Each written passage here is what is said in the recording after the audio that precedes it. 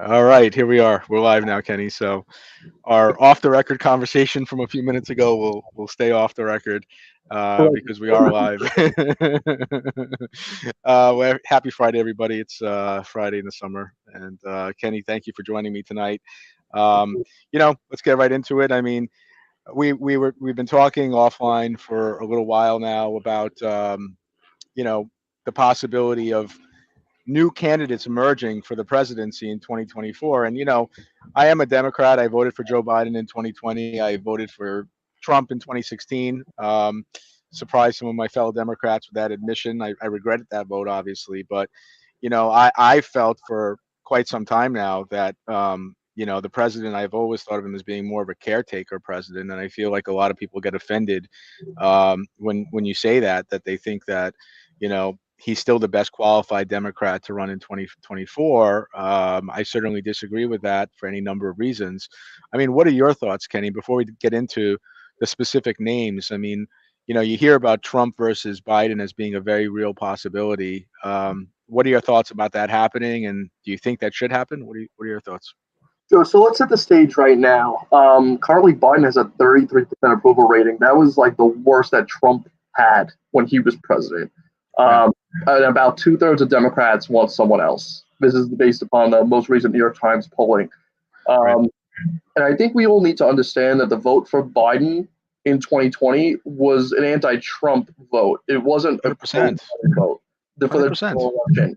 And I think in the primary, people got scared of another 4 years of Trump, so they went with someone that was most electable. Now, obviously, it didn't work out in 2016. I think electability is a very fickle um, concept where it's in the eye of the beholder. I mean, I would make the argument that Bernie was more electable than Hillary in 2016.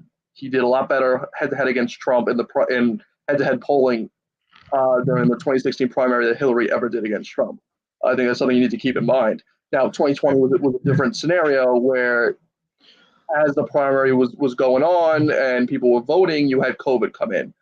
Uh-huh. Um, and I think that any Democrat that ran in that primary, with the exception of two, um, would have won against Trump head to head in 2020. I think due to Trump's handling of COVID, fanning the flames of the culture wars, really inciting a lot of the tensions that led to combination of protests peacefully as well as riots in some cases.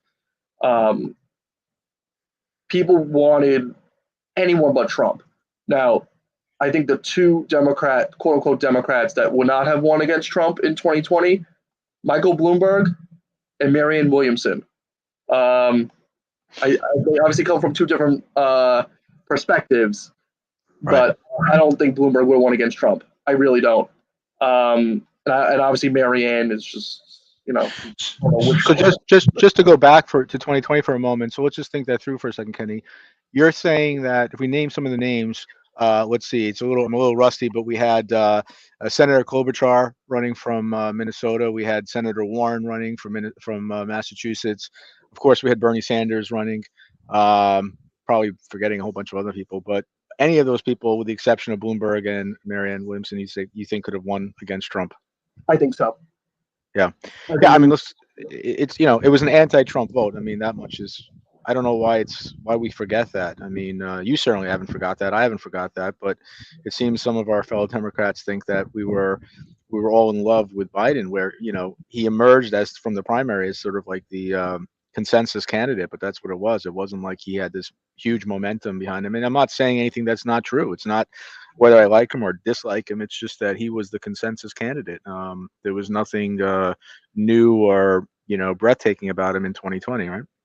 no, and I think what's interesting is that what really propelled Biden in 2020 in the primary was his win in South Carolina, and South Right. Carolina is a Republican state. So I don't like to take into account when I'm looking at the kind of like the underlying numbers, the underlying statistics, analytics as to like who's going to do well in the general election. I don't like Yeah. to look at the states that go Republican in the general anyway because we have an electoral college system. Those votes in South Carolina, those I guess 12. I don't know offhand how many electoral votes South Carolina has. I'd say it's about 10 to 12. Right. They go for Republican.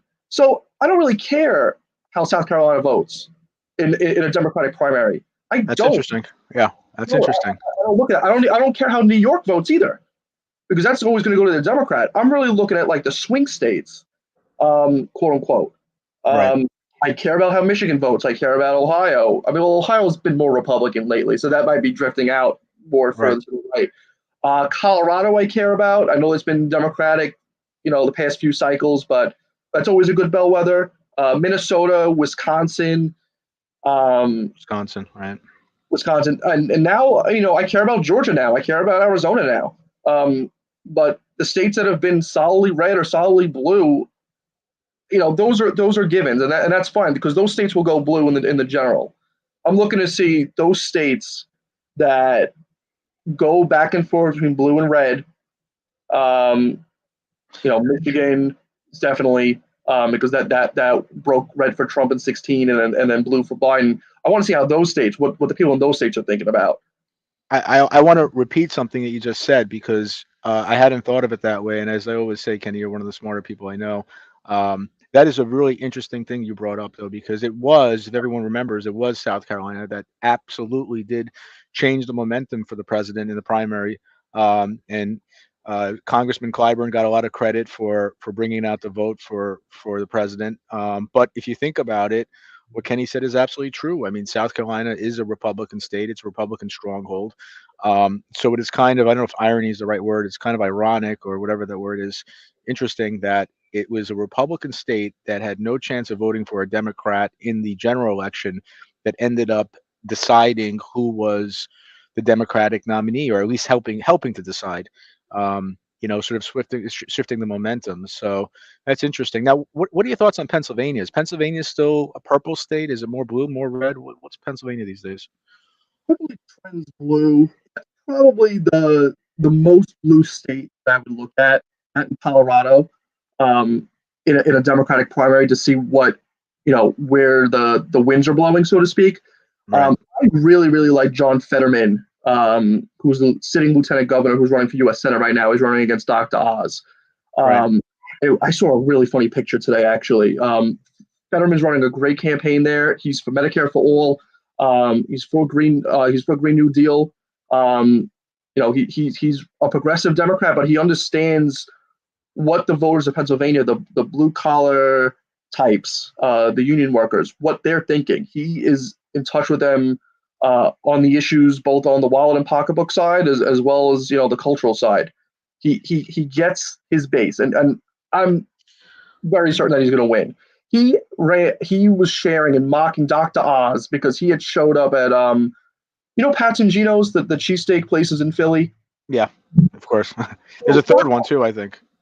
Yeah, my friend, one of my best friends from college is from outside Philadelphia. He talks about another place too, Tony Luke's. Right. He Tony. talks about Right. Tony Right. Luke's. Right. They're Right. Right. in Right. Atlantic City. They're pretty good. Yeah. Yeah. Yeah. But Pat's and Geno's, I highly recommend it for anyone who's going to Philly. I think Pat's is a better steak, but Geno's is better fries. Anyway, Dr. Oz is posing underneath a sign at one of the cheesesteak places, and it was like hashtag the heart attack. I guess it was like a type of sandwich. But I'm laughing because I'm like, you're a doctor. You've made a career on like promoting healthy eating and taking care of your body, and you're just pandering right now. Right. And I think he most recently voted in the New Jersey election. So Fetterman's attack is like, we got this out of state guy who's still, who was most recently registered to vote in New Jersey, coming as a carpetbagger. And of course, it's only across the Delaware River. But I think that's pretty interesting, kind of just playing on the two states rivalry. It's a brilliant campaign that he's been running. But going back to Pennsylvania, yes, I look at Pennsylvania as a bellwether state. It did go for Trump in 2016, but it did go for Biden in 20. I mean, Biden was born in Scranton area. I know back in 04, Bush was making a big play there. I mean, he ended up not being successful in Pennsylvania, but it's definitely a state that you want to keep an eye on. And if a Democrat wins presidential primary in Pennsylvania, that's huge. That's definitely weighs a lot. I'll tell you, Kenny. Before we unveil some of the names that you've I don't know, researched, uncovered, whatever you want to use. Yeah. I think that one of the worst things the Democrats can do is look at the situation in the country, the reality of the situation in the world, really, and not acknowledge some of the troubles that we have. I think of the former President Trump, and I think about what he did well or what he does well. I think one of those things is that he was very good about talking about problems, identifying problems, and he was able to connect with people in a way that we may not have seen with other people before him. I mean, let's be honest. That's my honest assessment. When I take out my own likes and dislikes about the guy, I just look at it objectively and I said, well, when he talks about some of these issues, he's good at identifying problems. Whether he's good at solving those problems, I would argue no. Most certainly, I would say no. But identifying problems, no, he was pretty good at it. I think that Democrats are doing a disservice to themselves if they don't look at the situation in the country right now and identify some of these problems. I mean, whether you talk about inflation, you talk about the sustained high price of gas, which is inflationary in and of itself throughout the whole supply chain. I mean, everything is a byproduct of expensive fuel. If we don't have affordable energy, then everything becomes unaffordable. I mean, it's a domino effect, obviously. And we look at what's going on in Ukraine. You know, I don't know who's winning that war, but I don't think it's Ukraine at this point. And I look at it and I go, you know, I think of it the way when I watch these shows on TV sometimes, and you look at how the snake kills a much larger animal, and obviously Russia's a bigger country than Ukraine. But what I mean to say is that it's very slow and it's very deliberate. They take their time, and everybody was very upset, rightly so, about Ukraine in the first few weeks after the invasion. And now, for most people in this country, it's sort of like old news. And I think about what the president's doing or not doing in regard to that, and I have no idea. I watched today when he goes overseas, and he's talking to the 80 something year old Palestinian leader, and they're talking about change. Like, change? Well, okay, I don't see it, and I don't see the energy. I don't see. I'm not going to get into whether or not he's sick or he's not sick. How the hell do I know? I'm not a doctor, but I just look at, going back to what we said earlier. I just look at the president as a caretaker president. But we can't blow this opportunity in 2024 to move on. And I'm hoping that some of the candidates that you identify, I suspect they will be, are from a different generation. I mean, are we going to identify? There's nothing wrong with being 80. If you live to be 80 or 85, God bless, and you have all the respect in the world for me. But should you be president at that age? Come on. I think Jimmy Carter. I want to make a point about age. It's not about age. It's about your mental state, your mental capacity, and the ideas that you're bringing to the table. You could be sharp as a tack at 85, and you could be dumb as a doorknob at 40. So I don't look so much at the age. I mean, the New York Times poll looked at that, and a lot of people said, we're concerned about Biden's age. Yeah, in terms of like a life expectancy standpoint, sure. I think that's certainly valid. But, Biden, there might be some cognitive issues there, but I look at it that more so independently of his age. I think Bernie's a lot sharper. But the thing about age is that and again, I'm older than you by more years than I want to admit, but I'm not quite old. I'm middle aged. But my concern about being somebody who's much older and being in the White House is that, do they have the perspective? Do they have the long term perspective? I mean, and it's not whether or not they have the mental faculties, in my opinion, Kenny, as much as do they have the perspective of a younger person. You look at a guy like Barack Obama, and he got into the White House at a relatively young age. In any other country in the world that doesn't have our system, I mean, he would be primed for running again, or he'd be very, very actively in the prime of his political career, even after having served in the presidency. It's just with our system that he's retired, and but this is a young man compared to Joe Biden, Donald Trump, any of the people in that we're talking about. So, it's just interesting about perspective and age and so forth. But I just get a little bit annoyed, I have to say, when I feel like Democrats get too defensive in protecting the president. I think that you got to think about the average person who's not as political as maybe you or I are, and what they're thinking in the middle of the country or wherever they might be, and the doubts and the questions. And I think that's where a guy like Trump or a guy like DeSantis could actually win. Maybe not Trump anymore, but a guy like DeSantis could come in and win Democratic votes and actually win this presidency, because there might be enough Democrats who say, well, I don't agree with him on everything, but I like that he's a younger guy with a different perspective. And I wonder how the age thing plays into that scenario. That's really what I mean by age. But without further ado, let's talk about some of these names. Who do we got? Who's our first potential candidate, Kenny? Sure. So let's start with the Democrats first. Yeah. And I'm it's five from each party. Okay. And the way that I looked at it is that I excluded everyone in the Biden administration currently. So no Mayor, no Kamala. I don't think Kamala could win at all. I don't think she can win either. No, I don't want her to win. She had an absolutely horrible primary. Right. And you know what? You know what's a big negative against her too, and her approval ratings are in the toilet too, just like Biden's. I mean, obviously, like anyone associated with the Biden administration is going to have to run on that too. So you have to keep that in mind. But Harris is from California. I don't want, and that goes for Gavin Newsom too. I mean, Gavin's not on my list, and he's the governor of California. He's not. And the reason why that is because, yeah, California is 55 electoral votes. That's great. That goes Democratic every time.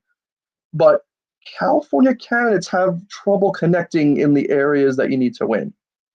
I felt that Harris had that issue, and I think that Newsom does too. It just inflames a lot of the geographic divide in this country, I feel, running someone from California. So that's just a geographic knock. But the first candidate that I have, and I'm in no particular order, by the way, because no one's really declared, is Senator Jeff Merkley from Oregon. Okay, let's try a little. Okay, this is going to be a challenge because I don't have a second screen here, but I want to do this in such a way. Okay, just give me a second. It's always a little dangerous, folks, when you share your screen. I think people know that, so I want to make sure that my screen is okay. So let me pull this up, and Senator Jeff Merkley. Merkley. Okay, here we go. Senator Jeff Merkley. Now, I'm going to go back to this screen, and I'm going to click on share screen. Okay. Awesome. Okay, let's see if this works. I'd be very happy if it does. Here we go. Share. Kenny, you have to tell me if you can see that. It's coming in right there. Yeah, so that's his, looks like his, I don't know if it's a campaign page or his official Senate page. No, that's his campaign page. You're absolutely right. Okay. It's the first thing that comes up, but this is who he is. This is probably his government page, right? There he is. Yep. Okay. So he's 65 years old, from Oregon. So, he's West Coast, Pacific Northwest. I think that's an interesting area to select a Democratic candidate. I can't remember any Democratic candidate running from that area as a presidential contender in quite some time, if ever. He was the only senator, this is a fun fact, he was the only senator to endorse Bernie Sanders in 2016. I mean, Bernie sits in the Senate, so I think he would get a lot of the Bernie people, which I think is an important part of the Democratic coalition. He supports Medicare for all. He has the experience. He's been in the Senate since 2009. Before that, he was, I want to say, the Speaker of the House in the Oregon State House. I mean, he looks like a president, definitely. I mean, but he was considering running in 2020. He decided against it. But he's a very effective, very well-respected member of the Senate, and I wouldn't be surprised if he's putting some feelers out right now, just to see. Now, it's always, you mentioned Bernie, and by the way, let me just share a couple comments. Let me just interrupt you, Kenny, for a second. Our friend Kevin Shaquille Mendez says, "Hey Ray, what's up, bro? How are you?" Seth says, "Ray, I hate to be a party pooper, but there's no one in the bullpen who's viable." Andrew, presumably Cuomo had a chance, but he destroyed himself politically. Bruce Miles says, "Sanders, really? That's scary." Okay, yep. Ashley says, "Good topic, Ray." It's a dangerous, not dangerous, but it's a very subjective question. ideologically, would you say he is the only senator to support Sanders? So that must mean that he's in that wing of the party. Would you call him more of a progressive as opposed to a centrist, or is he moderate? Where does he play? Where is he on the spectrum in terms of his ideology? No, he's definitely a progressive, and I think he's an economic populist, is what I would say. Yeah. That's a theme that's going to kind of play a little bit, at least on the Democratic side. I mean, you really have to separate, the Bernie 2016 campaign, which was a very well-run campaign considering the odds against it, Right. with kind of like the AOC wing too. I mean, I think they focus a little bit more on cultural issues, the AOC wing. Bernie has a very economic focus. He tries to reach as many people as possible through that approach. It's a utilitarian approach, trying to help the greatest number of people. And there's a term for it. I believe that David Shore, who's a big political analyst, calls it popularism, I think, or majoritarianism. There's a term that's used, kind of like talking about the issues that matter to the greatest number of people, and being on the right side of those issues. And that's really how you run, a 50-state campaign. So I think that he can really like pick up that banner if he chooses to do so. I mean, he obviously, Oregon is a blue state. It's a pretty solid blue state, but it's not like super. But he's just been around the block, and he knows how to get things done in the Senate. He's on the Appropriations Committee. He's on the Budget Committee, Environment and Public Works Committee, Foreign Relations and Rules of Administration. So he's focusing on both, domestic and foreign affairs here. I'm just looking through his Wikipedia right now.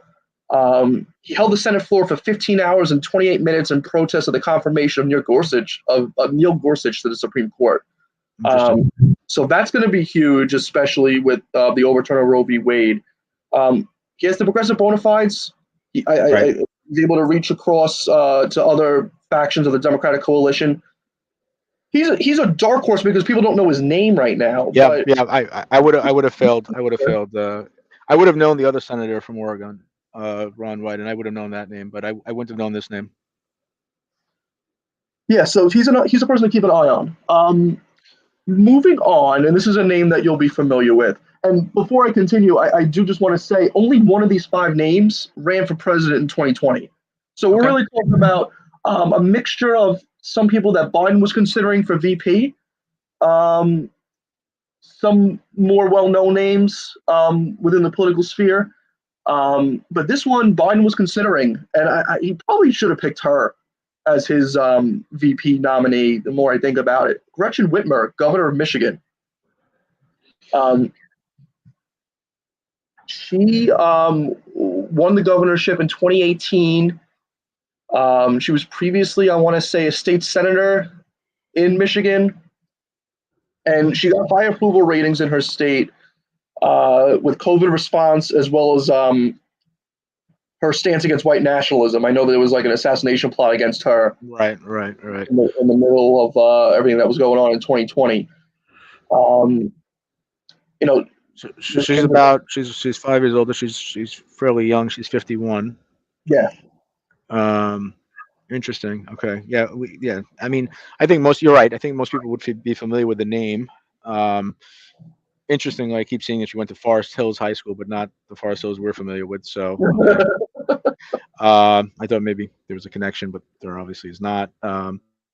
Right. Okay. So she could be a candidate. Now again, and it is subjective, Kenny. We know this, but we know about this sort of divide within the party, and some of the differences and so forth. But now, would you consider her to be more of a centrist, more of a Joe Biden type Democrat, as opposed to? I mean, where would you rank her as opposed to? Where would you put her on the spectrum? I would say she's a little bit more moderate than progressive. She calls herself a progressive. I would say she's to the left of Joe Biden if you're really dug down deep. She doesn't support single-payer healthcare. I know that's what I was reading when I was prepping for this. but I think she's able to unite both the progressives and the centrists. She might be one of those unity candidates more so. Would you do you think that she would be? You mentioned certain states from the outset that are key states that really decide what happens in the general election. Her being, from the Midwest, is it fair to say that she would presumably do well in the Midwest and other states bordering Michigan? Would she do well in Wisconsin and so forth? Absolutely. And notwithstanding the Ohio-Michigan rivalry, and like I said earlier, Ohio has been more Republican of late, and we'll talk about Ohio a little bit later in the show. Just one of my other candidates, but I mean, she has the executive experience. I think it always is good to look at governors to make the next step. Democrats usually do well with governors. Bill Clinton, Jimmy Carter. But I'm not talking about six. I mean, Jimmy Carter was a one-term president, but Bill Clinton was a two-termer. People like that executive experience. I think that can't be discounted here. And I think that Gretchen Whitmer, in light of how she was very strong in how she handled the COVID pandemic, how she handled some of the civil unrest, she really made a name for herself in a positive way. Her approval rating is positive right now. I just took a look at that. So if she ran in 20, so she's up for re-election this November, and she's the favorite. So if she wins she wins her election in 22, she'll be very primed to make the case for why she should be the Democratic nominee in 24. So if she chooses to be so. Okay, so we're going to put her, and again, I am making a list which you folks can't see, but I promise you I'll share it at the end just to recap. So it won't be in any particular order because we don't have a particular order. Kenny's just going down a list of people he's researched and not handicapping who's going to be the favorite and so forth. Just no particular order. So okay, on the second Democrat, the second person on the Democratic side, Governor Gretchen Whitmer. Okay, who's number 3? Who else do we have? Next up is another governor. Going back to the Pacific Northwest, he was the only candidate on my list on the Democratic side that ran for president in 2020 in the primary. Jay Inslee, governor of Washington State.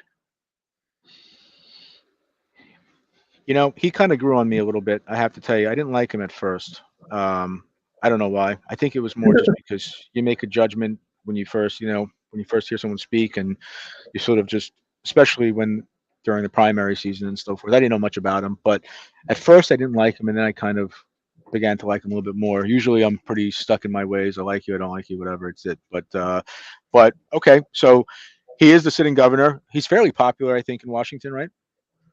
Not as popular as Whitmer is in Michigan. Okay. But he also had pretty solid approval ratings for his handling of COVID. Washington State does tend to be liberal, especially, the Seattle area. Very high-tech state, very pro-green energy. What I really like about him is he's a policy wonk, especially on energy and the environment. And I think to move us into the 21st century especially on the energy, environment, and infrastructure side, I think he's the person that could really move us forward, especially since the infrastructure bill was passed. Was that last year already? Yeah. So it was it last year? The bipartisan infrastructure bill, was that last year? It was last year, yeah. So that's obviously going to take a long time to develop.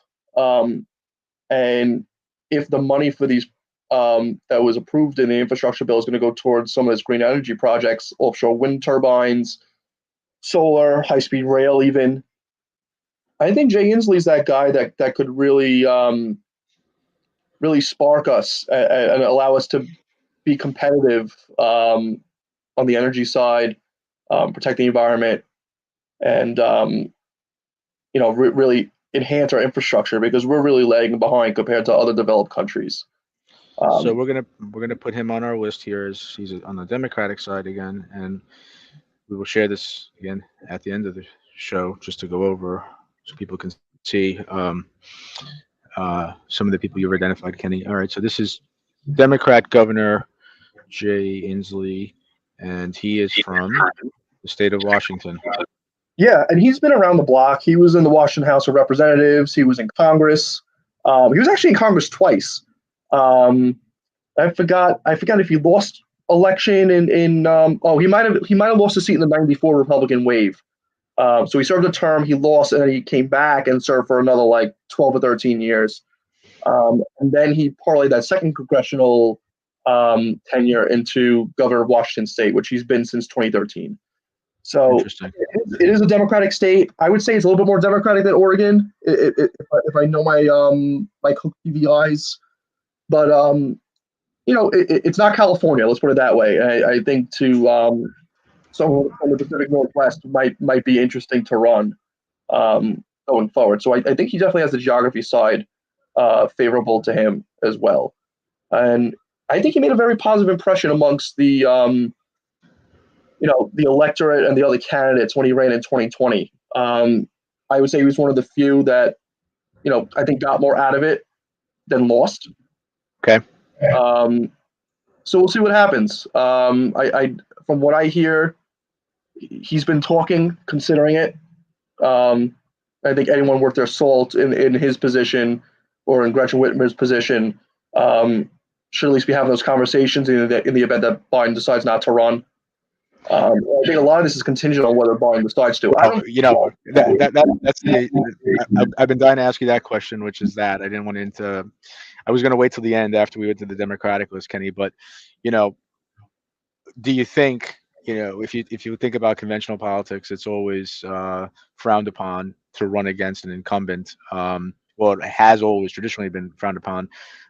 Now, in this politic, in our new politics, do you think that any of these candidates would potentially run against the president in a primary, or would they do the customary thing and not run against the incumbent sitting president from your party?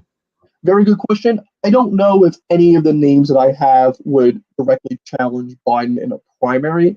However, if Biden decides to run in 24, and my belief is that he's going to say he's not going to run again after the midterm. That's my belief. Right. But if he is going to run in 24, I think there will be a challenger, probably from the left. This guy Ro Khanna, he's a congressman from California. He's very progressive. I could see him doing that. He's not on my list because I don't think he's likely to run for president, especially with these other candidates that I'm mentioning. And Congress people, like people in the lower house, the last one to win the presidency was James Garfield in 1880. So, yeah, it's just not. I think he would do it if no one else was going to challenge Biden, if he was going to run for a second term. But I don't consider him like this group that we're talking about tonight is kind of like the top tier of the bench, so to speak. Okay. Who's our fourth person? So we've got our first three. Who's our number four? Sure. Senator Sherrod Brown from Ohio. Very solid progressive. Very big on trade issues. He's a protectionist. He was the leading voice. I actually read his book in college called Myths of Free Trade. Great book. And he voted against, when he was in Congress, he voted against NAFTA, voted against CAFTA, Central American Free Trade Agreement. He became a senator in 2006. And because Ohio is really becoming a more Republican state, despite that, Sherrod Brown is winning his elections by like 10, 12 points. Is there something, to interrupt you, Kenny, is there something with Sherrod Brown? Like, I always feel like, because I've heard his name, you kind of surprised me with some of the other names, but I've heard Sherrod Brown for quite some time now. And I always wonder, like, to me, it reminds me of Mario Cuomo, back in the 80s. I was a kid, but, this is a guy who's supposed to be president and he just never decided to run. Like, why?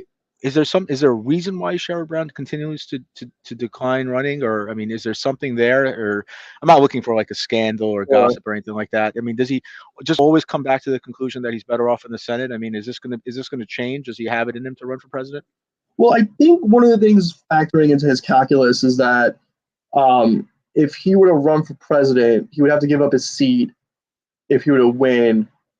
I mean, I forget when he's up for re-election, actually. No, he was up in 2016.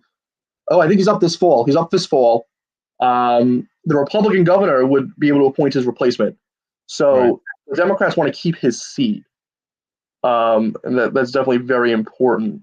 But he's friends of organized labor. Wow, I thought he was younger. I didn't realize he's 70 years old. Wow. Yeah, he just turned 70. The unions love him. He probably was the person that Hillary should have picked in 2016 to be her running mate. Right. If hindsight was 2020, because I think that probably would have secured her Ohio potentially and the Midwest. I really believe that. Tim Kaine was a lightweight. Sherrod Brown has always been a solid progressive. The one thing I noticed though with him is he voiced skepticism to single payer Medicare for all, which will upset some progressives, and I was very surprised at that when he started expressing that. I know he briefly thought about running for president in 20, but he decided against it. But he has a lot of respect in the party. He definitely has a lot of crossover Republican votes in Ohio, despite him, being definitely, on the progressive side of the party. It's a name. And I think this, it might be his time. If Biden decides not to run, I think Sherrod Brown could definitely get a lot of the progressives rallying around. I mean, healthcare notwithstanding, he might have to change his position on that, or at least propose something equivalent. I mean, people would think I'm too focused on age. Like, I don't think I am, but I'm just saying I would have guessed. I would have been really wrong about this. I would have guessed that he's 10 years younger than he is, but he's 70 years old this year in November. Yeah. So, if you're not going to do it now, I mean, you got to presume that this is going to be, this is the time if he's going to do it, right? So that's interesting. That's really interesting. Yeah, and I think Jay Inslee is 70, 71 right now. So that's kind of like the upper cusp of where I'm looking at. Merkley 65, I think we're saying, and Gretchen Whitmer is 1. So 51. Yeah, 51. And then the last person, this is the person who I think that Biden should have picked as his running mate in 2020. So I'm really looking at like my VP wish list, so to speak. Tammy Baldwin, senator from Wisconsin. Tammy Baldwin. I always confuse her. It's just terrible I do that, but it's okay. I confuse her with who is the Democrat named Tammy? Illinois Duckworth. Yeah, that's who I confuse her with. I always just because I'm stupid and I hear the word Tammy and I don't know anything about Tammy Baldwin. Interesting. She's a real progressive. She supports Medicare for all. She opposed the Iraq War when she was in Congress. She served in Congress from '99 to 2013, and then won Senate. She's LGBT, which would be groundbreaking for her to become a contender. But she definitely would have progressive support, and she wins in Wisconsin. She knows how to win in a swing battleground state. Yeah, she's interesting. Somebody I'm gonna have to. I've heard the name, and like I said, I've confused her with Tammy Duckworth, which is I'm gonna try to learn more about her. That's interesting for a lot of different reasons. But Tammy Baldwin, and she is from Wisconsin, so let's put her on our list over here. Again, which you guys can't see, but right now, but we'll share it in a moment. Okay, so Tammy Baldwin, Senator, Wisconsin. There's a lot of good articles on her. I mean, she knows her base, just like John Fetterman that we mentioned earlier, who's running for Senate in Pennsylvania. I mean, she has a good social media presence. She made like some pro Green Bay Packers video a couple days ago. So, I don't know. There was something going on about the Packers, and that's the one thing Wisconsinites love is Aaron Rodgers and cheeseheads. So she knows like where her state is culturally, certainly, and she could win in Wisconsin, she could win in Michigan, she could win. Yeah, well, that's exactly right. I mean, if she wins in Wisconsin, and to your point earlier in the show about the states that actually make a difference in the presidential general election, you'd presume that somebody in the Midwest who's already won in the Midwest could do well in neighboring states. Okay, so we'll go through the list of the 5 Democrats that Kenny's identified at the end, but that closes out our Democratic potential nominees. And, I have to say, this is a pretty interesting list, Kenny, because, you know, I've had conversations. I was stuck at an airport overnight a couple of weeks ago, and I was talking to somebody and just, trying to keep it very, just matter of fact, not getting into arguing about politics. And he goes, well, who else could it possibly be? And, I come up with the usual names. Well, maybe it's Pete, like I'm on a first name basis with Pete, but, Pete Buttigieg. And, or you think about, of course, Kamala Harris as being a potential, although I don't think I would ever want to see her run or become president for any number of reasons. But anyway, the point is that I don't know some of the names because there's got to be somebody out there. Well, we have 5 Democrats that Kenny's identified as potential nominees if Biden steps aside. But there's another party as well. So let's do that. Who do we have on the Republican side? Who's number one? Sure. So with the Republicans, just some ground rules here. I really looked at candidates that are mostly loyal to Trump, with the exception of one, because there is an anti-Trump faction within the Republican Party. I doubt that this anti-Trump candidate would win the primary, but that voice is going to be represented, certainly. I think for the Republicans, and this is the same poll that they were doing with Biden that I mentioned, half of the Republicans right now, they're ready to leave Trump behind. I think they're fine with the ideology and some of the policy stuff that Trump espouses, but I think they want to leave the baggage behind. They want to leave January 6th behind. I mean, they vocally say they don't care about January 6th. Yeah, they do, because that could be ad nauseum as a campaign ad, especially if Trump himself runs, which I don't think that they're going to pick. I don't think Trump's going to be their nominee in 24. I think the Republicans want Trumpism without Trump.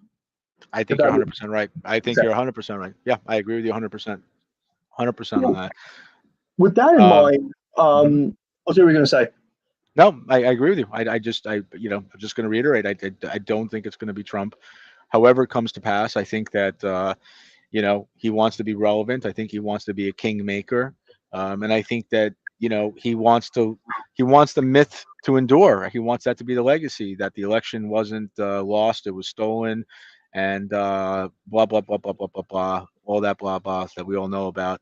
I think he'd rather have that be his legacy rather than actually run again and lose, which is a potential. I mean, I could see him if he chose to run. I could see him winning. I can also see him losing. And I think that the possibility of losing in a definitive, the first one was definitive also. I'm just saying that, you can't, it's the expression, you can't do something twice or whatever, but you're not going to come out again a second time and say, oh, it was a stolen. I mean, that'd be the most scrutinized election in the history of elections. So, I mean, I think he'd just rather have his legacy. It really is like rock, paper, scissors. Like the way I see it is that Biden would lose against any of the 5, has a good chance of losing, I should say, against any of the 5 candidates that I mentioned. But if it was Biden versus Trump, I think Biden would beat Trump again. It would be like a 2016 election where there's high unfavorables on both sides. And I think because Biden's done it once, he'll do it again. And also, like, just the way that as a Democrat, I blame Hillary a lot for Trump. If I was a Republican, which I'm not, I would be blaming Trump for Biden. Like, I feel like there has to be some sort of discussion within the Republican circles about that. Like, Trump saying he's this, that, he's so great, he's so that. He got handed a crisis. And that's where you really see true leadership or lack of. Right. And if Trump, branded himself like Captain COVID and really became like the Winston Churchill of our time, he would have cruised to re-election, certainly. But that's just, I digress. That's my own perspective. That's how I think the Republican base should be thinking in terms of their best chances. So let's start off with the one what I call the anti-Trump candidate. Okay. Nikki Haley, former governor of South Carolina. She was Trump's UN ambassador. She had a lot of public disagreements with Trump. And I forgot whether she resigned or Trump just, dismissed her. he always dismissed everyone in his cabinet. It was a revolving door. She might have left on her own terms. Now, Nikki Haley, she's young. I would say she represents the anti-Trump wing of the Republican Party right now. She's definitely not going to get any love from any Trump loyalists. But she took a strong stand when Dylan Roof shot up that black church in Charleston. Right. Murdered people just going in for a prayer group. And there was a whole big, in the aftermath of Dylan Roof getting arrested, there was the whole debate about the Confederate statues and the Confederate flag, and Nikki Haley took a really strong stance against that. Under her governorship, they took away the Confederate flag. I think they removed Confederate statues. So she was on the right side of history. I'll give her that. I'm sorry, good. Yeah. I don't know where she stands really on domestic policy that much. I mean, she wasn't governor during COVID. She really had to, at least for the most part, follow what the Trump administration was telling her to do with the UN. But I think that she could coalesce the anti-Trump Republican vote around her. And I don't think she's going to win the nomination. I don't. So she's probably the only one out of any of these people that I'm mentioning on both sides that I'm really kind of handicapping. But Right. the anti-Trump wing is going to have their voice. And I think it's going to be her. I'll just share something about Nikki Haley. And again, just my personal opinion. First of all, I'll kind of like a little coincidence or whatever you want to call it. But her ethnicity and my ethnicity are exactly the same, and her parents, I guess, her mother and my mother are from the same place in the world. Which I'm hiding it here. So when you see this here Punjabi stuff, and I see that, it gets my attention just because it's a matter of somewhat of personal pride in a normal situation. Having said all of that, she's one of my least favorite people in politics. And I think it's a combination of, I don't like where she is on a lot of issues. And I don't like the way she speaks. I don't know if that's like a reason why you like somebody, you don't like somebody. I'm not calling her stupid. I just don't like the way and it has nothing to do with her accent, the Southern accent. Like, in most cases it's kind of charming, but she's not my cup of tea. I don't know how to describe it. If I had to describe somebody on the Republican side who I like the least, it may be her, but we'll see what the rest of the list is like. But I've never liked her much. I don't know how else I'd describe it. I mean, I think you're allowed to say that still, right? I mean, if not, then not. But okay, so we're going to say governor, former governor. She's a former governor, former ambassador, Nikki Haley, and she, of course, is from South Carolina. Although I don't know, is she back in South Carolina? She was in New York for some time, so I guess she went back, right? But yeah, she's from South Carolina. I guess she was in New York, just being the UN ambassador. But yeah, I think her residence is South Carolina. Okay, so we'll say South Carolina. Clearly, that's where she was governor, and that's where she has roots. So Republican. And before we move on, I see here she voluntarily stepped down as ambassador on December 31st, 2018. But I think she did 2 years serving Trump. I think she had enough. I know Trump called her out on Twitter even while she was a sitting ambassador, so there was definitely tension there. And right. We're gonna asterisk her. Sorry, I'm gonna asterisk her because you have her as being the one. We'll call her. I don't say anti-Trump, but because I don't know there is an anti-Trump, but we'll call her I guess we'll call her anti-Trump, right? We'll just use that terminology for our little shorthand here. Anti-Trump. Okay, so that's our first Republican potential nominee for the presidency. Who's number two? Number two is Glenn Youngkin. He's the governor of Virginia right now. He just won election in the past election. Virginia and New Jersey, the only two states in the country that elected governors in odd years.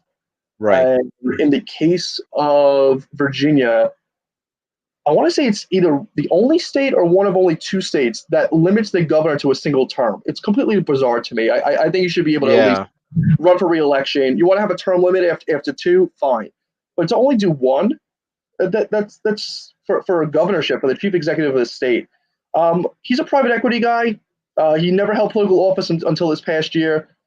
He ran really what was an anti-democratic, odd-numbered wave year for the Republicans. I think he's not anti-Trump. He's not in that category, but I think he distances himself in some ways, and in other ways he doesn't. Now, He's able to thread that needle. I know he ran a lot against critical race theory in schools.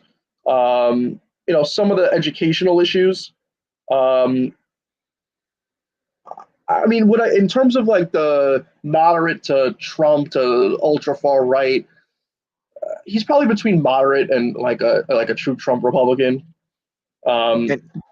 Because he's only a single term governor, right? And he's also geographically very close to DC. I can see him making that next move.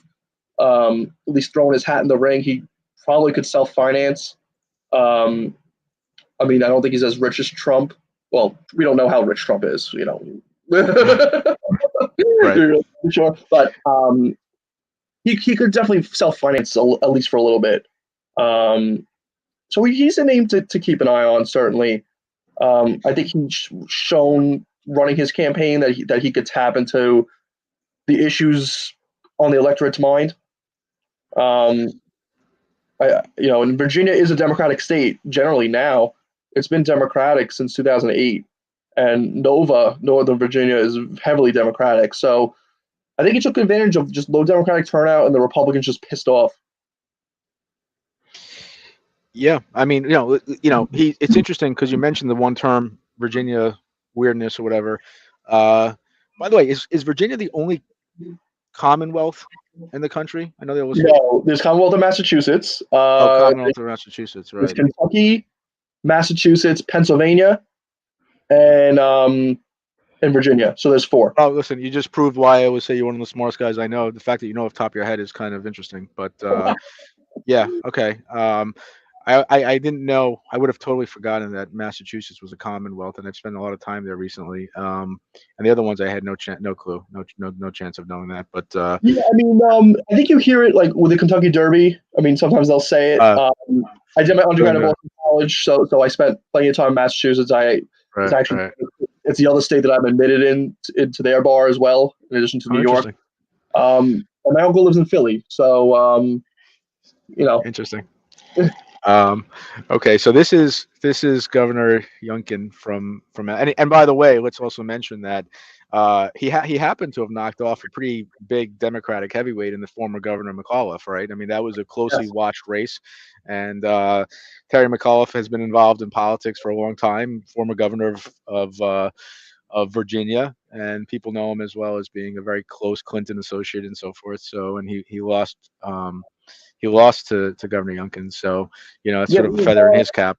McAuliffe was head of the DNC too. He was head of the DNC, and yep. Oh, that's definitely interesting. I always liked the guy who lost to Ralph Northam in the primary. He was a former congressman, Tom Perillo, I think his name is. Mm-hmm.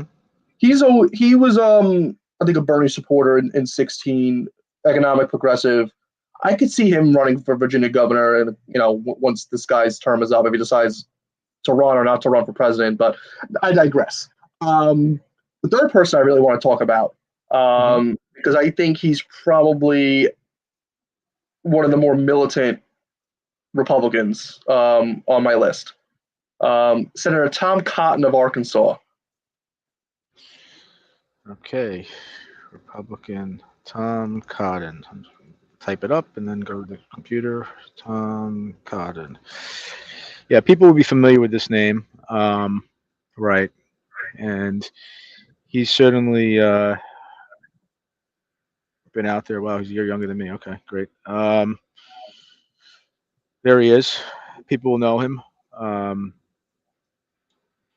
He's a senator from Arkansas. Let's talk about him for a moment, Kenny. What do you think? He could definitely. It's going to be a fight between him and the other 2 names on my list to really capture the Trump Republican wing of the party. Now, Tom Cotton, a lot of New Yorkers are going to know, and I love we could kind of connect this to Long Island a little bit. Let me pull up what I have the article here. So when Hurricane Sandy hit, so this was when Tom Cotton was in Congress. And before that, I think he was a JAG officer. He went to Harvard Law, I believe. So he's very educated. I mean, he will play that down, certainly, to play to his base. But, he's one of those Ivy Leaguer elitists, so to speak, which is always pretty funny to think about. They try to play that part down. Right. So when this Hurricane Sandy bill came for a vote in 2012, he said, quote, "I don't think that Arkansas needs to be bailing out the Northeast." Now, I don't care. Like, if I'm a Republican, I know New York is going to go blue in the general election.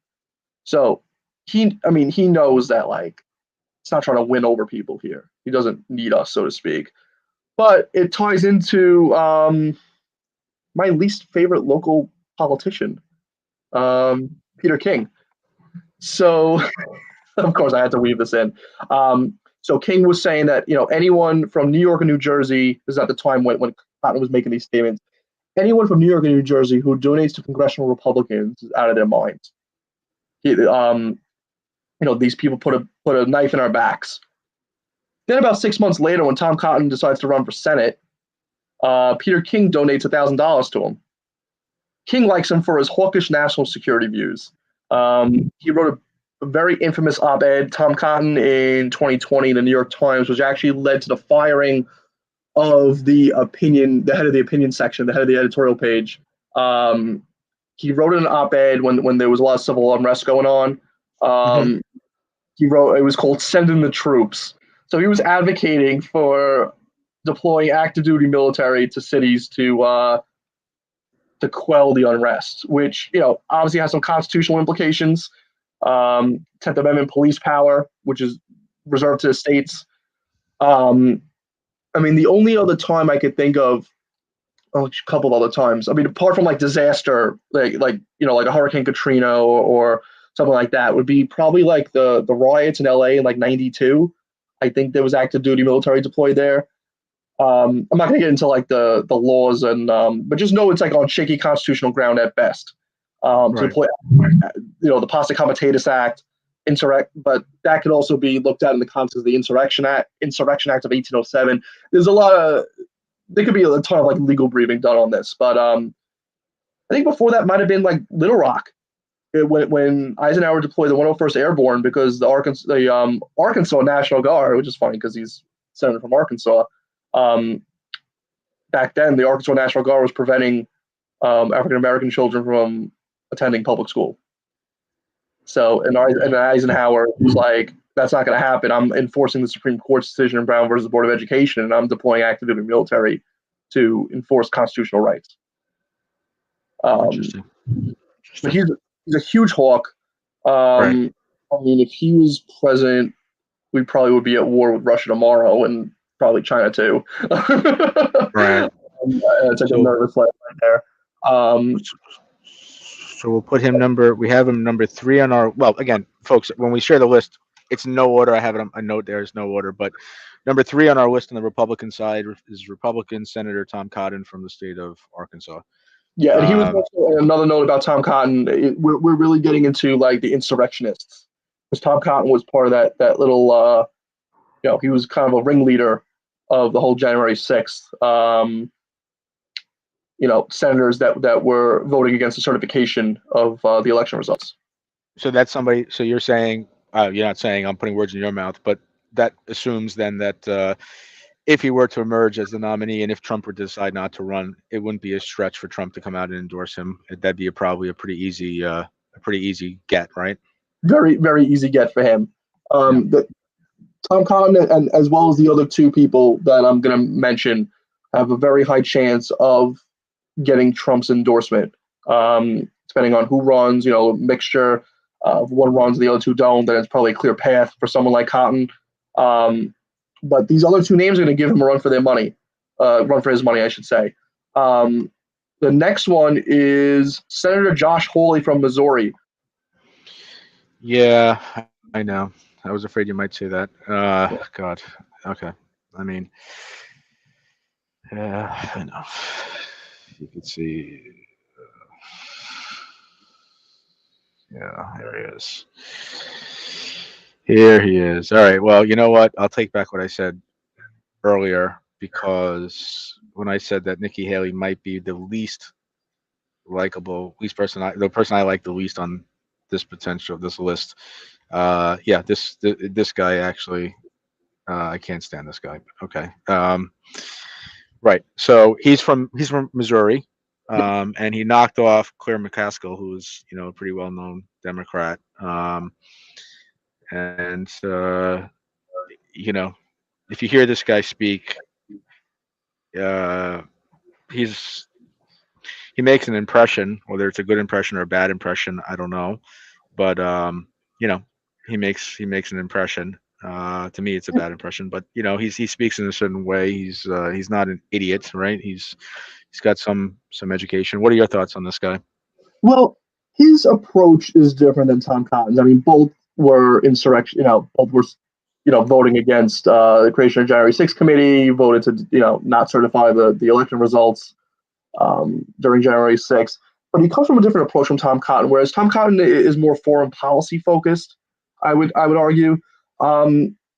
Josh Hawley is actually very focused on like economic issues, domestic economic issues.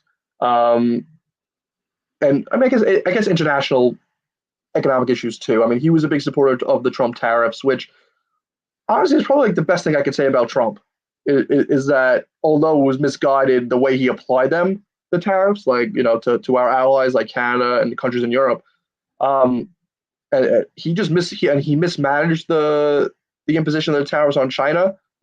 I'm fine with tariffs on China, and Josh Hawley is a strong opponent of that. He's also very wary of big tech. Um, I think one thing that's important is that he's against TikTok. Um, this is actually interesting. March 2020, Hawley and several other senators, I'm reading from his Wikipedia, proposed the No TikTok on Government Devices Act. Look, our FCC right now is advising that we delete TikTok. I never had a TikTok. I'm proud to say that, but it's definitely like a Chinese spyware. So I think a lot of his skepticism about the power of big corporations. He's also big into antitrust, which is where he can find actually common ground with a lot of Democrats. A lot of the progressive Democrats I mentioned have worked with him previously. Like he co-sponsored "Do Not Track" legislation, which protects users' right to choose whether or not they want to be tracked by third-party websites. He co-sponsored that with Dianne Feinstein, Democratic senator from California, and Senator Mark Warner of Virginia, both Democrats. Interesting. That's interesting. So Wow. I think he's less abrasive in his day-to-day, legislation and his priorities than Tom Cotton. I mean, he's definitely a flamethrower. Don't get me wrong, but I think there is a path for him to extend an olive branch to some Democrats, whereas Cotton, I don't think, has that ability. I'm talking about governance now. I think Hawley has more of a path, more of a line of communication with the Democrats, certainly than Cotton does. That's interesting. I mean, I'm not familiar with them on a day-to-day basis by any means, but I've watched enough of both of them. I would have thought it would be the other way around. But the one thing I'll say about this Senator Hawley is if you look at him and you see his age, his youth, you can almost feel it's like looking at Clinton and when he was, in the same age range, that you just knew that one day he was going to ascend to higher office. It's almost like inevitable. You get the sense with this guy, even though I don't like him, that he's on a path, right? He's on that path. So, barring something that disqualifies him, I imagine that I could easily see him running this time or next time or the time after that or any of the above, any combination of the above. So, yeah, I think you're spot on with this not a pick, but this whatever, picking him out as being a potential nominee for the Republicans. Who's number 5? Number 5 is the guy that everyone suspects, and I saved him for last. And not because, I mean, he's definitely like a strong contender in the event that Trump doesn't run, but like I want to say that he's front runner over Hawley or Cotton or Youngkin even. It's of course Ron DeSantis of Florida. Of course. I mean, this is okay. So, okay, we saved him for the last, which is good because it merits a little bit of a conversation. So, Ron DeSantis is, he kind of weathered that hit that he was taking at one point during COVID, right? Because for a while there, it almost seemed like it was Cuomo versus DeSantis.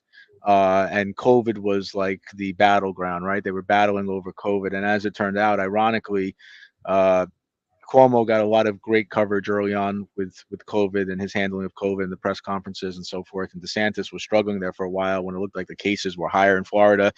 It turns out that everything got reversed, and here we are, and Cuomo's out of politics, and DeSantis is, if not the front runner, he's right up there on the list of possible presidential candidates. So every Republican in New York loves him, and most don't know anything about him, I think. But what are your thoughts on Governor DeSantis? Yeah, I mean, I think that, his background, he was a former congressman before he became governor. Before that, I want to say he was Navy JAG. So that's interesting. That he has that in common with Tom Cotton, because Cotton was JAG too. I think Cotton was either Marines or Army JAG. But DeSantis was Navy. He won the election for governor in Florida against Andrew Gillum, who was the mayor of Tallahassee. Very, very close race. That was 2018. That was a Democratic wave year. And DeSantis barely won. But he obviously has established a name, a brand for himself. I mean, I almost feel like he needs no introduction at this point. I mean, there's always rumors of like, oh, if Trump runs, would you pick DeSantis as his running mate? Trump is probably has openly said that too. He's a very strong contender. Definitely has the youth like Josh Hawley. He's governor of a state, which I think might give him an advantage potentially over the senators. Definitely has a nationwide following. But I also have to criticize the Democrats here. They barely lost in 2018 with him. But I think the DNC is not even focusing on the governor race to try to knock him out in 2022. I mean, that's what I would try to do. He's definitely like a huge threat for presidency. Why not try to beat him on his home turf? I'm looking right now. I know that Florida went Republican in 2020 and went Republican in 2016. He won his election less than 34,000 votes. That's a margin of 0.4, which is crazy. So it was a very, very close race. Trying to see. What's the big race coming up in Florida? It's the Senate race, right? Right, Kenny? I mean, can we extrapolate from that Senate race? Who's the it's the Congresswoman running against Marco. Against Rubio, right? Val Demings. Val Demings is a congresswoman from the Orlando area. She was a former Orlando police chief. She was actually another person that I would have preferred Biden pick over Kamala Harris. So that race is that this year? Yes. Okay, so I mean, you expect Rubio is the favorite in that race, right? So I mean, I guess if Marco Rubio wins this race, you would think that DeSantis would be the favorite to win re-election against any Democrat. But I hear your point that the Democrats aren't challenging him. Probably giving him a free pass and maybe even a clear shot to being the Republican nominee. But that's interesting. I mean, he's raising tons of money, right? I mean, everyone's giving to DeSantis right now. So he's probably, and you probably know better than I do, but he's probably way out in front of everybody else in terms of fundraising, right? Yeah, exactly. I mean, he has a huge war chest. But I also blame, the Democrats for, just letting this continue, not putting the resources in to help, because again, Florida is becoming a red state, but there are a ton of Democrats that are down there, probably a mixture of, former New Yorkers and people from the Northeast, but, Obama won Florida twice. And one of the contender who's probably going to win the Democratic nomination, there's a primary right now, is between the Florida Agriculture Commissioner, Nikki Fried. I might be pronouncing that wrong, Fried. I think it's pronounced Fried. Against Charlie Crist, who was a former governor of Florida, former Republican, actually, but now he's a Democrat. So they're running a primary right now. And I would say Nikki Fried probably has the advantage.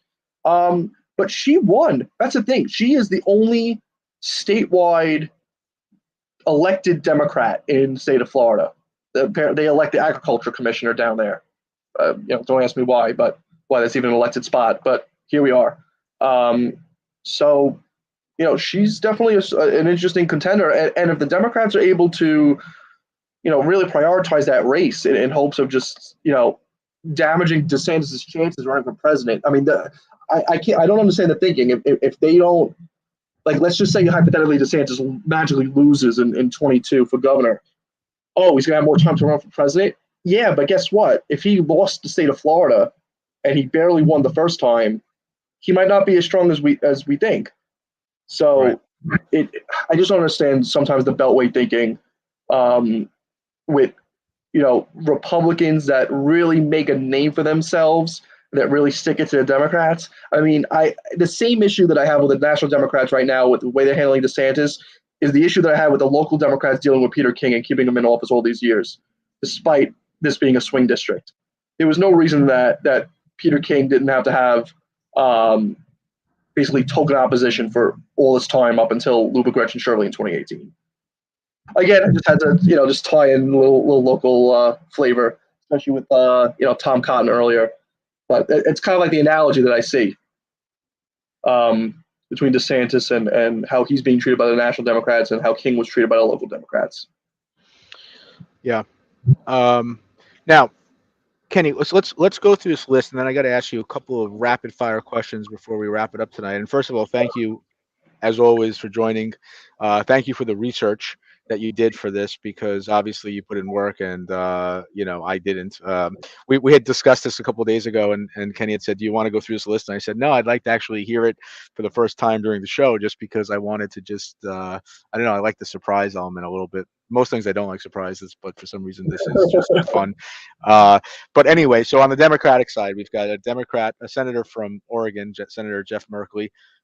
We've got Democrat Governor Whitmer from Michigan, Democrat Governor Inslee from Washington, Senator Sherrod Brown, everyone probably familiar with that name, from Ohio, Senator Tammy Baldwin from Wisconsin. On the Republican side, we've got, she's the former governor, former ambassador to the United Nations, Nikki Haley, Republican Governor Glenn Youngkin from Virginia, Republican Senator Tom Cotton from Arkansas, Republican Senator Josh Hawley from Missouri, and I didn't write the states, but I remember Republican Ron DeSantis, of course, from Florida. So these are potential nominees, but I got to ask you a couple of questions. The first question I'd ask is this: do you give any possibility, any credence to a non-politician or non-political person running for the presidency like what Trump did? Do you see a person like, I'm not going to say The Rock, but I just don't see that happening, but somebody coming out from left field and saying, well, if he did it in 2016, I can do it, and I'm an actor, or I'm a, we hear rumors about so and so. Do you think there's any possibility of just like a big name celebrity outside of the world of politics running? No, not at all. I mean, they might run for like a lesser office. I mean, I could see Matthew McConaughey running for governor of Texas at some point in the future. But no, I don't see any sort of celebrity, non-politician, kind of upsetting the apple cart in either of these races. Okay. So that's one question I have for you. Second question, very specific to one individual, but I'll make it about her, and then I'll make it about just everybody on this list. Is either a governor or a senator, looks like, right? Yep. The only one maybe who's not at the moment in sitting in office, looks like to me, is Nikki Haley. But obviously she's a former governor and a former ambassador. Is there a possibility that AOC could run for the presidency? And the second part of that question would be, do you see anybody from the House jumping into this race at all? So to answer your first question about AOC, no, she's not 35 years old yet. She's only younger than me. So she wouldn't be eligible to run for president until, my math serves me correctly, I think she was born in 89. So probably 20. Actually, wait, would she be 35 and 24? Let's look it up together. Let's see. Yeah. I think if you type in AOC, she comes right up, All which is right. kind of interesting, kind of cool for her, right? Like she just owns those. Okay, all right. So Born here she in is, 1989. and she's born in. She's 32, so you would think she would be right. The election. No, you're right. The election is 2 years from now. Yeah, so Uh, uh, we have a better pres- shot of her primarying Chuck Schumer than running for president. I don't think she's going to run for president. No, and in terms of, and she wouldn't be like the most likely House person to do it either. Um, it's hard to run from the House. I mean, you see congressmen and women occasionally get into the primary debates, and they just don't have the name recognition. They don't have these signature moments. They don't have that initial. They don't have that existing base like of a statewide base, whether it be a governor or a senator would have. They're a lot lesser known. Think about it. There's 100 senators. There's 50 governors. There's 435 members of Congress. Obviously, AOC is probably one of the more well-known ones, but I think she knows her limitations. I think someone espousing some of her ideas could certainly make noise in a primary. I think Medicare for all is definitely an issue, a policy position that a majority of Americans, if you poll them, actually would support. Um, but I don't think that she's necessarily the standard bearer for that on the national level. well, you touched on it briefly, but I'll just ask you just to zero in on for a second. Do you think there's a real possibility that she will primary Senator Schumer, or do you just think that that's more likely than do you think there's a real possibility that she might do that? I think it's more likely than her running for president. And I think it's a possibility because Schumer's getting up there in age too.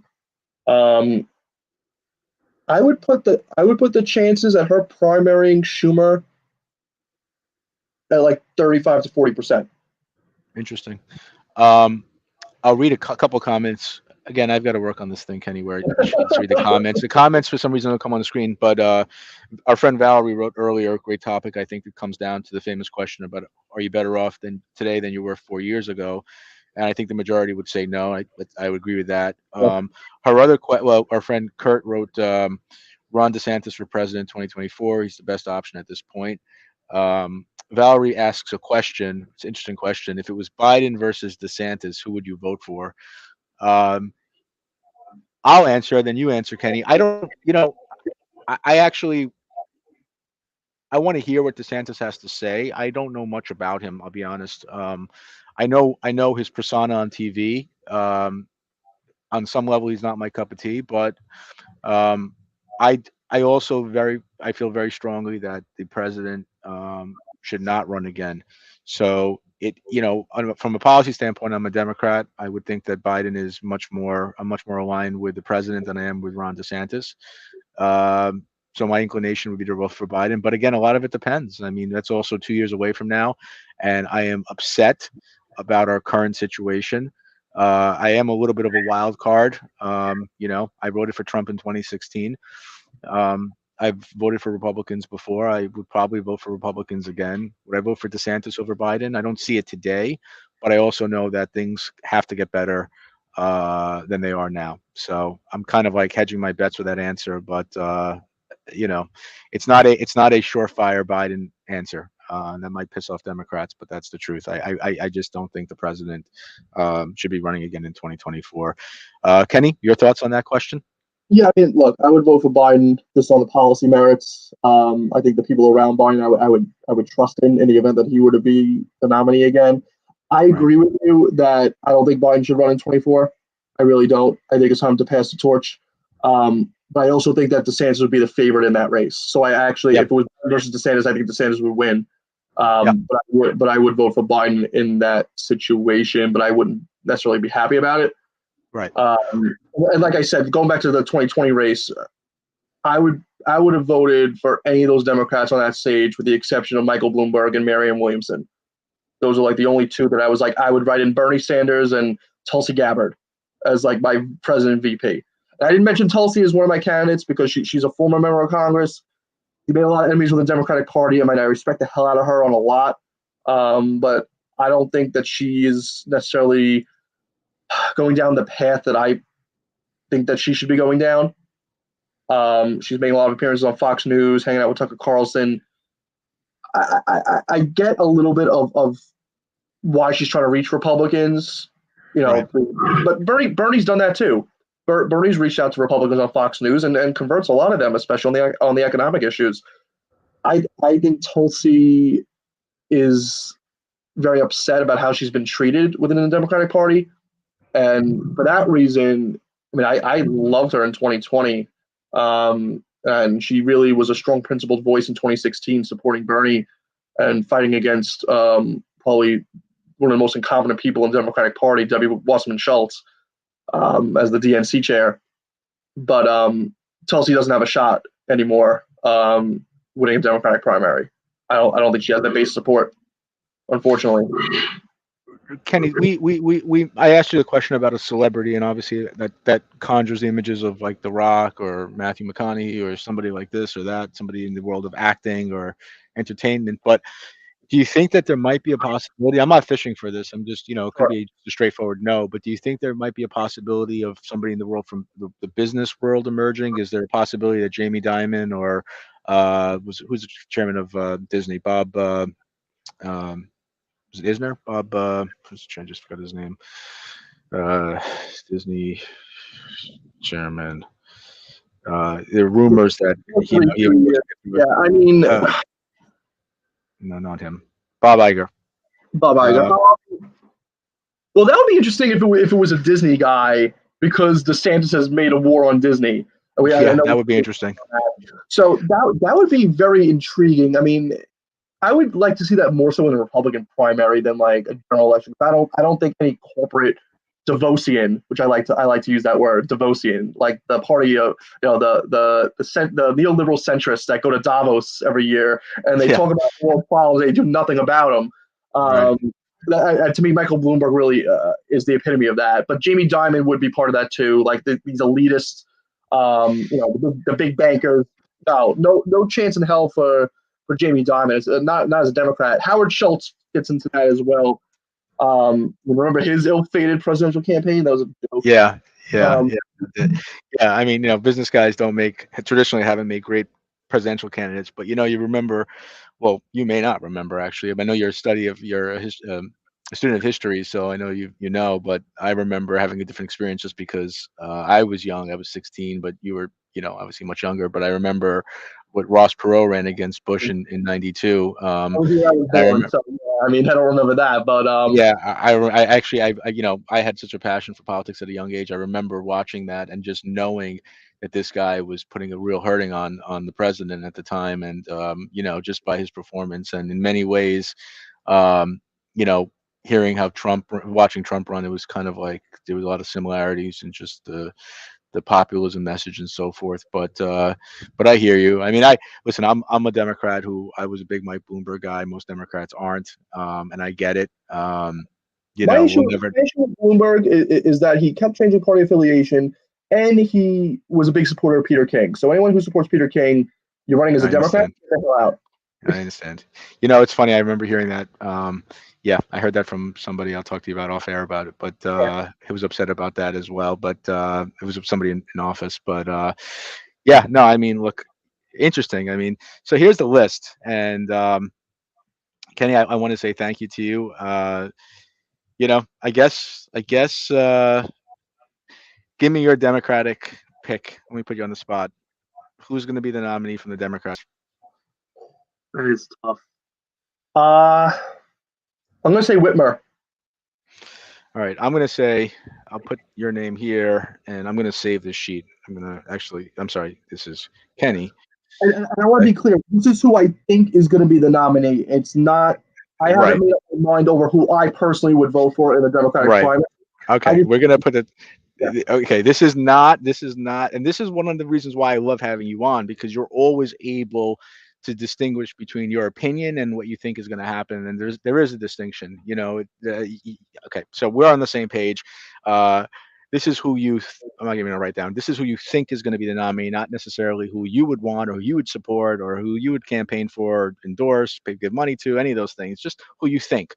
I actually think it's going to be Senator Brown, but I wouldn't have thought that before this conversation, only because um, I didn't realize that he was 70 years old. So I look at it from the perspective of that he took a pass on it the last couple of times, and I think he's going to do it now. And I think that he's got enough of the bases, what do they say? Enough of the boxes checked, that I think that he would be a candidate that all sides of the Democratic Party could handle. So I'm going to say Sherrod Brown. On the Republican side, who's it going to be? Most likely DeSantis. Yeah, I think that's the smart pick. Yeah. Probably a smart pick. I mean, out of the remaining four, I'd say Hawley was probably like a second, but like Who? I'm not gonna pick Josh Hawley would probably be the non-DeSantis pick as like that's what I think. All right. I'm gonna say I'll put $20 on this. $20 good? Yeah, that's fine. Okay.